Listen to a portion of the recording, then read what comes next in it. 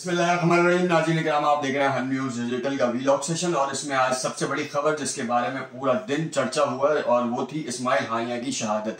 इस्माइल हानिया की शहादत जो है वो पूरे मुस्लिम उम्मा के लिए एक बड़ा दुख भरा वाक़या है, मगर ये ईरान के उस मुकाम पे हुआ जो कि बाकायदा तौर पर सिक्योर प्लेस थी। निशाना किया गया, निशाना बनाया गया गाइडेड मिसाइल के थ्रू, और इस्माइल हानिया ईरानी सदर की हलबर्दारी की तकरीब में वहां पे मौजूद थे। ईरान में हमने देखा कि पिछले 3 सालों में जो है मोहसिन फखरीजाद जो कि उनके न्यूक्लियर साइंटिस्ट थे और जिनके ऊपर ये कहा गया था कि उन्होंने एटम बम बनाने में बड़ी मदद दी है, बाकायदा भी ऑफिशियली तौर पे ईरान जो है वो एटम न्यूक्लियर टेस्ट के ऊपर नहीं गया है, मगर ये ख्याल और गैर मुसद्दिका इत्तलात ये हैं कि उसने ये प्रिपरेशन कर ली है।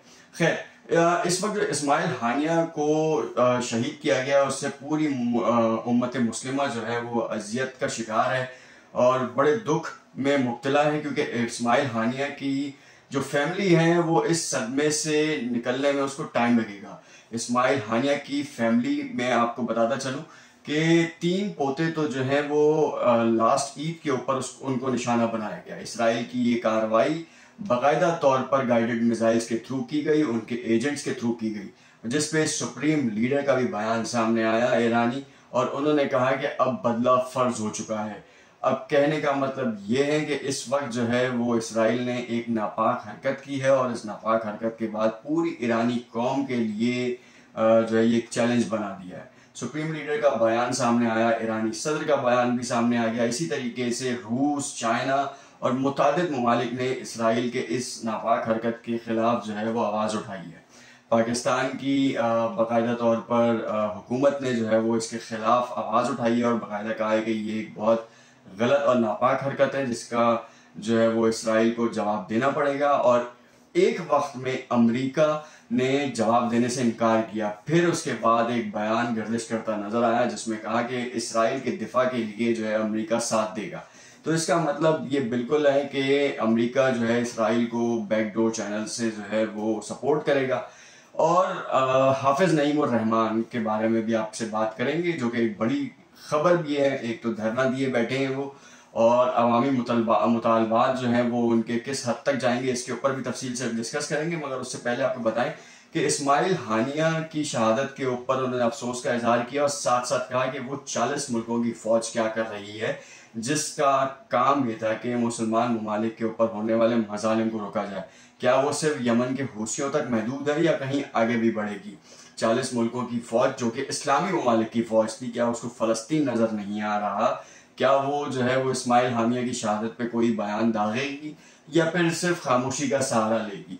बड़े सवालात थे और बहुत झिंझोड़ा है उन्होंने हाफिज नईम उर रहमान ने, और उसके बाद फिर सारे मुल्कों की जानिब से जो है ना वो आवाज़ उठना शुरू हुई है। और इस वक्त भी अगर आपको बात करें तो 4 इस्लामी ममालिक ऐसे हैं जिन्होंने इसराइल को तस्लीम किया है। उनके ऊपर भी बाकायदा तौर पर सवालात उठ रहे हैं कि जिन्होंने इन लोगों से हाथ मिलाया है वो क्या इस्लाम के दाई बन सकते हैं या फिर उनके दोस्त बन सकते हैं। ये एक बड़ा इम्पॉर्टेंट फैक्ट है और इसके ऊपर लाजमी तौर पर जो है पूरी उम्मत मुस्लिमा को सोचना चाहिए। मुत्तहिदा अरब इमारात भी इसमें शामिल है। खैर, दूसरी जानिब चलते हैं, कुछ लोकल खबरों के बारे में बात करते हैं। हाफिज नईम उर रहमान ने जो धरना दिया है उसकी हकीकत क्या है? 6वां रोज गुजर रहा है, दूसरा दौर हो रहा है लियाकत बलोच की सरबराही में, और बाकायदा तौर पर अब इस बात का गुमान जाहिर किया जा रहा है कि हाफिज नईम उर रहमान जो है वो अब हल्के नहीं पड़ेंगे। पहले ये गुमान जाहिर किया जा रहा था कि कुछ दो और कुछ लोग की पॉलिसी के ऊपर अमल करते हुए जो है वो हाफिज नईम उर रहमान पीछे हट जाएंगे, मगर इक़्तिदार की कुर्सियों पर बैठे शख्सों को हिलाने के लिए जो है वो अब रोजाना की बुनियाद पर बयान दे रहे हैं।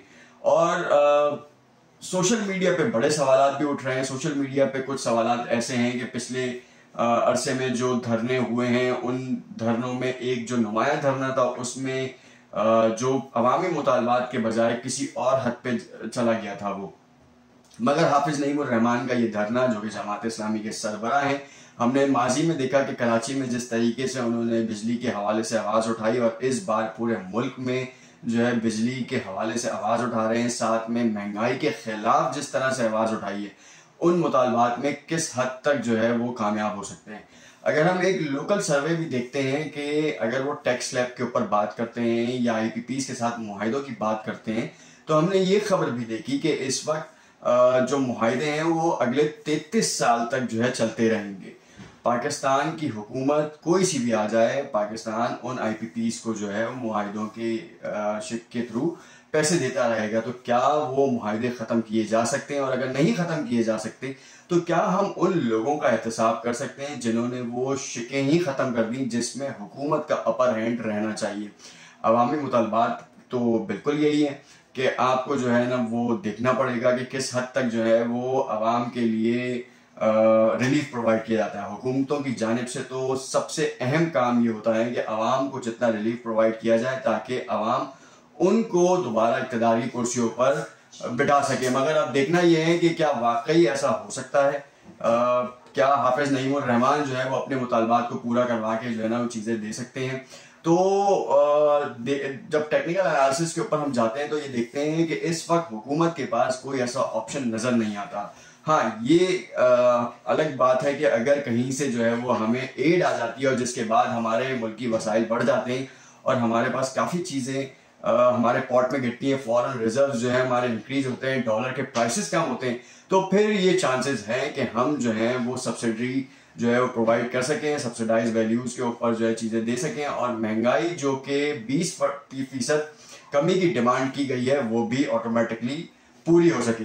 मगर ये इस वक्त ये काफ़ी ज़्यादा कह लेंगे अनरियलिस्टिक है अप्रोच, और इसके हवाले से ये हो सकता है कि डॉलर की कीमतों में और पेट्रोल की कीमतों में कमी को जो है ना वो उनके सहारे डाला जाए कि धरने के हवाले से जो है हुकूमत ने जो है वो लोगों को रिलीफ प्रोवाइड करने के लिए काम किया है और इस तासुर को सामने लेके आया जाए। हाफिज नईमुर रहमान भी मान सकते हैं।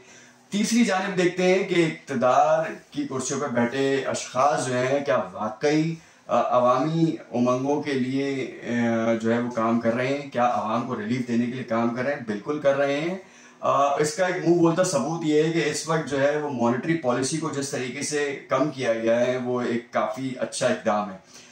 ख़ास तौर पे जो 22% के ऊपर पहले टैक्स था, फिर उसके बाद 20.5% पे आया, फिर 100 बेसिस पॉइंट और उन्होंने कम किए, 19.5% पे आया, जिसके बाद जो है वो लोकल कारोबार में जो है ना इन्वेस्टमेंट बढ़ना शुरू हुई और लोगों के जायज़ कारोबार जो जायज़ तरीके से वो जिसके ऊपर वो एक्सपेक्ट करते हैं वो चलना शुरू हुए हैं।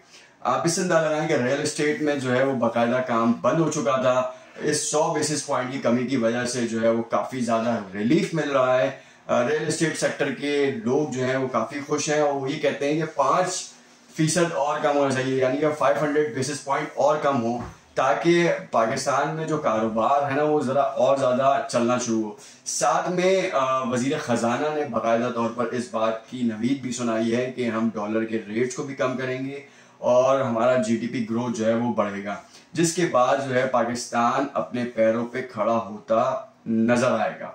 वो कह रहे हैं कि हम डिफॉल्ट से निकल चुके हैं। पिछले साल अगर हम देखें तो 4 अरब डॉलर के फॉरेन रिजर्व्स थे हमारे पास। फिर हमने एक लेवल ये भी देखा कि 2 अरब डॉलर तक के रिजर्व्स रह गए। मगर अब हम ये देखते हैं कि लास्ट मंथ की जो रिपोर्ट सामने आई है उसमें 9.5 अरब डॉलर्स पाकिस्तान के फॉरेन एक्सचेंजेस में पड़े हुए हैं और जिसके बाद रेमिटेंसेस ने भी जो है वो ब्रेक किया है और 3 अरब डॉलर से तजावुज कर गई हैं मंथली एवरेज के ऊपर, जो कि ये खुशाइन बात है। पॉलिसीज के ऊपर इंटरेस्ट लिया जा रहा है। पाकिस्तान स्टॉक एक्सचेंज जो है 81,000 की नफ्सियाती हदूद अबूर कर गई है और मामला किसी और नहज पे पहुंच चुके हैं।